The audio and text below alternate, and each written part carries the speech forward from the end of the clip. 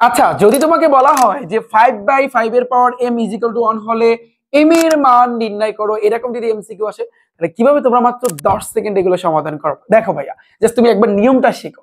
এখানে কি আছে, 5/5 এর পাওয়ার হইছে m ইজিক্যাল টু 1। তোমার টার্গেট কি ভাইয়া? এখান থেকে তোমার m এর মানটা বের করতে হবে। তাহলে তুমি কিভাবে বের করবা? এটা বের করার জন্য দেখো, তোমার একটা জিনিস খেয়াল করতে হবে, উপরেও 5 আছে, নিচেও কিন্তু 5 আছে। এখন এই দুইটা 5 থেকে তুমি একটা 5 কমান নিবা। হ্যাঁ, নিছো? আচ্ছা, এই 5 এর পাওয়ারে কিচ্ছু নাই, মনে মনে ধরতে হবে এখানে একটা 1 আছে।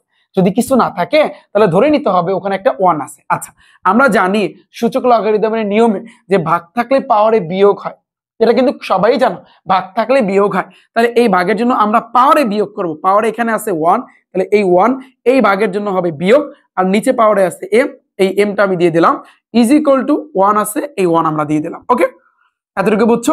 তোমার টার্গেট কি ভাইয়া? তোমার টার্গেট হচ্ছে m এর মান বের করা।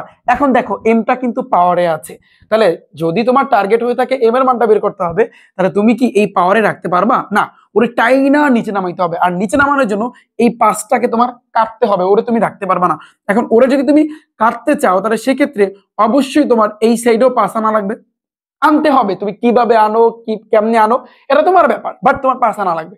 এখন আমাদের এখানে একটা সিস্টেম ফলো করতে হবে, একটা টেকনিক অবলম্বন করতে হবে। সেটা হচ্ছে, আমরা জানি সূচক লগারিদমে শিখেছি কোনো কিছুর পাওয়ারে যদি 0 আসে তার মান কিন্তু ভাইয়া 1। তাহলে এর পাওয়ার 0 দিলে তার মান 1, 5 এর পাওয়ার 0 দিলে তার মান 1, 4 এর পাওয়ার 0 দিলে তার মান হইছে 1, সবগুলোর ক্ষেত্রে কিন্তু ভাইয়া মান হইছে 1। তাহলে এই একের পরিবর্তে আমরা 5 এর পাওয়ার 0 দিতে পারি না? অনেকে বলবো ভাইয়া কেন 5 এর পাওয়ার 0 দিলেন?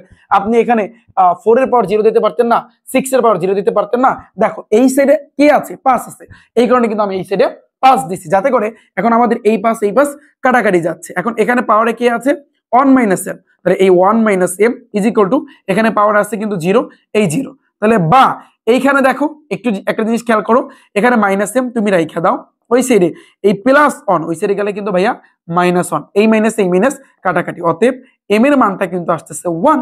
তাহলে আমাদের অ্যান্সার হবে কিন্তু এই ঘ নাম্বার। সিম্পল।